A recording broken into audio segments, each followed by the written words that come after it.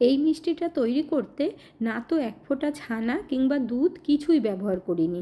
তাহলে মিষ্টিগুলো আমি কিভাবে বানিয়েছি আর একদম সহজ পদ্ধতিতে এই মিষ্টিগুলো এতটাই নরম তুলতুলে হয়, কোনো মিষ্টির দোকানে কিন্তু আপনারা পাবেন না। তাহলে আর দেরি না করে চলুন দেখে নেওয়া যাক। নমস্কার বন্ধুরা, মিঠুস ওভেনে আপনাদের সবাইকে স্বাগত জানাই।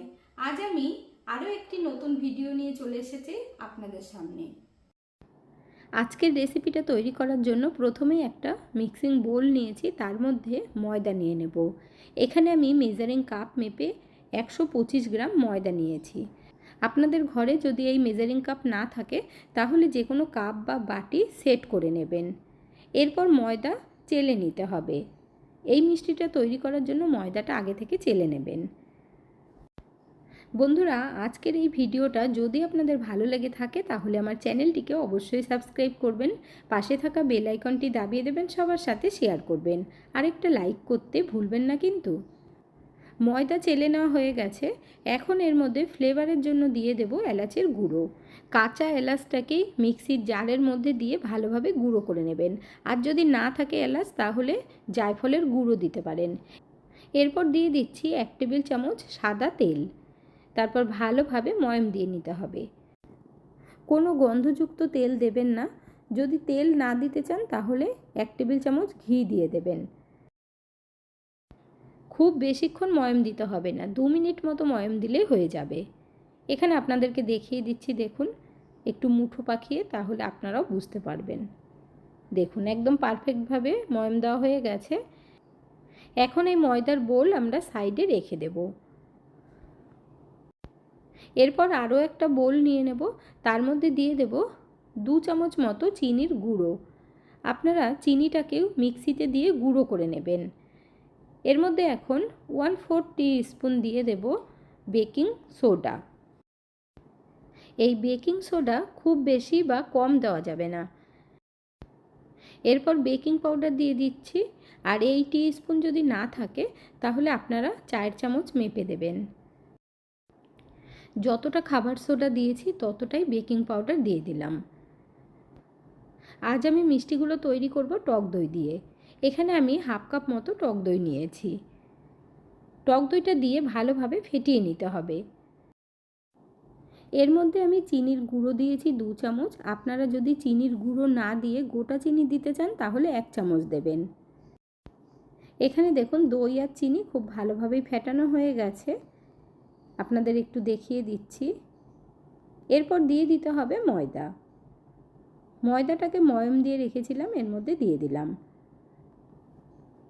তারপর ভালোভাবে মেখে নেব। মিষ্টিগুলো যাতে একদম সফট হয় তার জন্য ময়দাটা অবশ্যই আপনারা একটু নরম করে মাখবেন। এখানে দেখুন ময়দা মাখা হয়ে গেছে। এখন আমরা রেস্টে রেখে দেব। 10 মিনিট মতো রেস্টে রেখে দিলে ময়দাটা খুব সুন্দরভাবে সেট হয়ে যাবে। এখন ঢাকা দিয়ে 10 মিনিটের জন্য রেস্টে রেখে দেব। তারপর একটা কড়াই বসিয়ে দিয়ে চিনির শিরা তৈরি করতে হবে। তার জন্য এই কাপ মেপেই কিন্তু আমরা চিনিটা দেব। যেই কাপ মেপে ময়দা নিয়েছি সেই কাপ মেপে 2 কাপ চিনি দিয়ে দিলাম। সেম কাপ মেপেই 2 কাপ জল দিয়ে দেব। আর এই চিনির শিরাটা কিন্তু পাতলা করে তৈরি করতে হবে বন্ধুরা। এখন একটু নাড়িয়ে দেব, তারপর ভালোভাবে চিনিটা গলা পর্যন্ত আমরা ওয়েট করব। চিনির এই শিরা একদমই গাঢ় হবে না বা চিপচিপে হবে না, হালকা একটু তেলতেলে হলে হয়ে যাবে। চিনির শিরা আমাদের একদম রেডি হয়ে গেছে। এবার একটু আপনাদেরকে দেখিয়ে দিচ্ছি। আঙুলে নিয়ে যখন ডলা দিলে দেখবেন একটু তেলতেলে ভাব হয়েছে, তখন গ্যাসের ফ্লেমটা বন্ধ করে দিতে হবে। এরপর ঢাকা দিয়ে রেখে দেব চিনির শিরাটা যাতে গরম থাকে।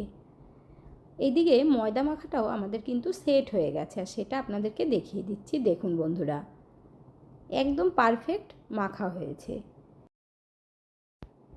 এরপর একটা বড় থালা নেব, তার মধ্যে তেল লাগিয়ে নিতে হবে। একদম অল্প করে একটু তেল দেবেন, আর যার মধ্যে রাখবো তার মধ্যেও একটু তেল দিয়ে নিতে হবে। তেলটা দিয়ে ভালোভাবে লাগিয়ে নেব। যেহেতু মিষ্টিগুলো ময়দা দিয়ে তৈরি করে দেখাচ্ছি, তো যার মধ্যেই রাখা হবে তোলার সময় কিন্তু জিনিসটা ছোট হয়ে যায়, তার জন্য একটু তেল লাগিয়ে নেবেন। ময়দার ডোটা নিয়ে নিয়েছি, একটু মেখে নিয়ে তারপর এর থেকে ছোট ছোট লেচি তৈরি করে নেব। একদম যেমন লুচি তৈরি করি ঠিক ওই রকমভাবেই লেচি কাটতে হবে। দেখুন বন্ধুরা, ঠিক এই সাইজেরই লেচি কেটে নিতে হবে। আপনারা যদি চান একটু বড় বড় তৈরি করতে পারেন, তবে ভাজার পর এগুলো কিন্তু অনেকটাই বড় হয়ে যাবে, তার জন্য ছোট ছোট করে তৈরি করে নিচ্ছি। এখন আমরা এই লেচিগুলোকে একটু গোল করে নেব, তাহলে কাজটা আমাদের ভীষণ সুবিধা হয়ে যাবে। এই মিষ্টিগুলো তৈরি করা এতটাই সহজ, যেটা দেখার পর আপনারা সাথে সাথে যে কেউ বানিয়ে নিতে পারবেন। আর আপনাদেরকে আমি যেভাবে বলে দিচ্ছি আপনারা যদি পুরো ফলো করেন তাহলে মিষ্টিগুলো একদম পারফেক্ট হবে। এরপর একটা রুটি বেলনি নিয়েছি, তার মধ্যে একটু তেল লাগিয়ে নিচ্ছি। তেলটা লাগিয়ে নিলে সুবিধে হবে। এখন আমরা একটা লেচি হাতের মধ্যে নিয়ে গোল করে তারপর একটু চ্যাপ্টা করে নিতে হবে। এই মিষ্টিগুলো তৈরি করা যে কতটা সহজ আশা করি আপনারা দেখে বুঝতেই পারছেন। আর খেতে তেমন টেস্টি, মুখে দেওয়ার সাথে সাথেই মিশে যাবে। এখানে দেখুন এরকমভাবে তৈরি করে তারপর রুটি বেলনিটা দিয়ে আমরা মাঝখানটা একটু ফুটো করে দেব। এপার ওপার যেন ফুটো না হয় সেটা খেয়াল রাখবেন। আঙুল দিয়ে একটু ভালোভাবে সেট করতে হবে। এই মিষ্টির মধ্যে একটু ডিজাইন দেওয়ার জন্য একটা কাঁটা চামচ নিয়েছি, একটু ডিপ করে কাট লাগিয়ে দিতে হবে, তাহলে ডিজাইনটা বোঝা যাবে।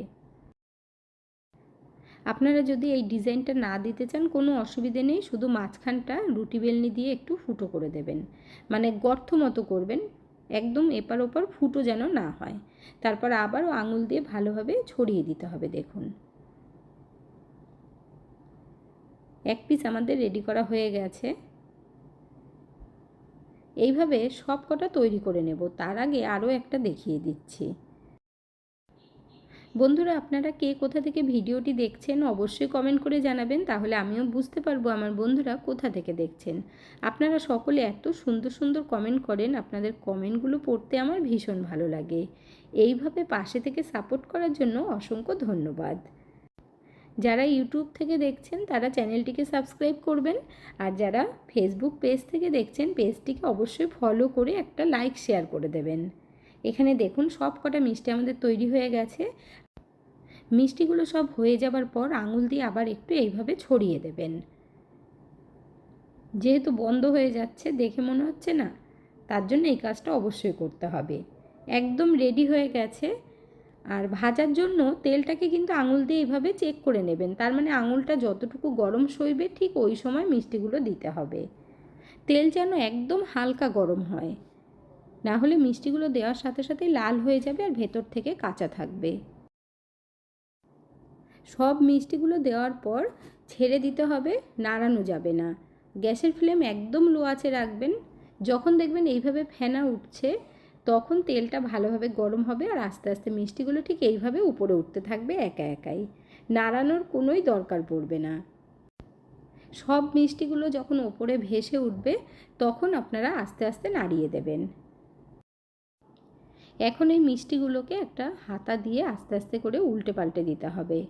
আর মিষ্টিগুলো দেখুন আস্তে আস্তে কিন্তু ফুলে যাচ্ছে। একদম গ্যাস বাড়াবো না, লো আঁচেই ভাজবো, তাতে টাইমটা একটু বেশি লাগবে, কোনো অসুবিধে নেই। দেখুন কালারটাও কত সুন্দর চেঞ্জ হয়ে যাচ্ছে। এই রকম করে একটু টাইম নিয়ে মিষ্টিগুলো আমরা ভেজে নেব। এখন কিন্তু কন্টিনিউ নাড়াতে হবে যাতে চারিদিকটা খুব ভালোভাবে ভাজা হয়।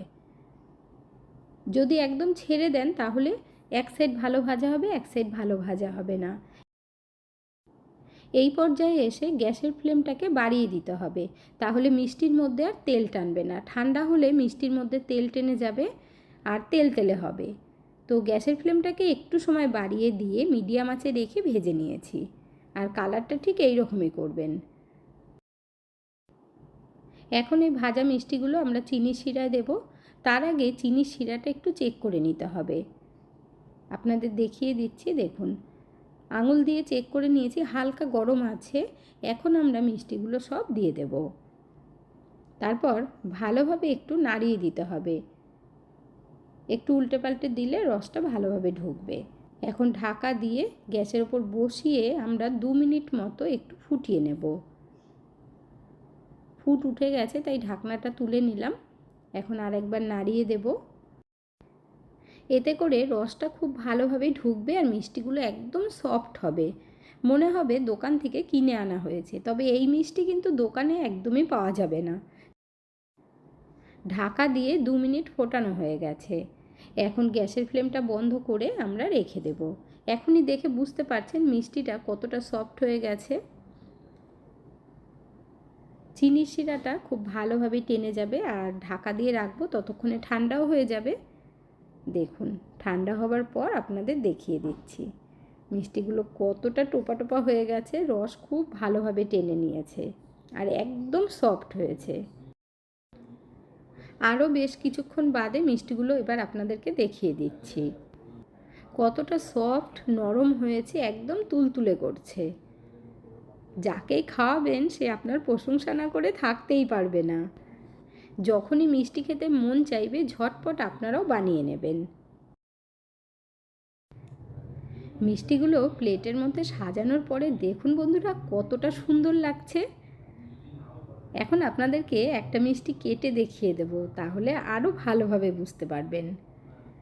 ডিজাইনটা দেওয়ার জন্য কি দারুণ লাগছে না দেখতে। দেখুন কাটা দেখে বুঝতেই পারছেন বন্ধুরা। একবার বানিয়ে খাওয়াবেন শুধু, আপনাকে এরপর থেকে বারবার বানাতেই বলবে, দোকান থেকে আর কিনে আনতে চাইবেই না।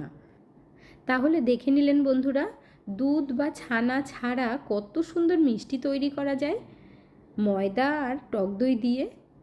তাহলে আপনারাও ঝটপট বানিয়ে ফেলুন। আজকের ভিডিওটা আপনাদের কাছে কেমন লাগলো অবশ্যই কমেন্ট করে জানাবেন। এতক্ষণ ধৈর্য ধরে ভিডিওটি দেখার জন্য অসংখ্য ধন্যবাদ।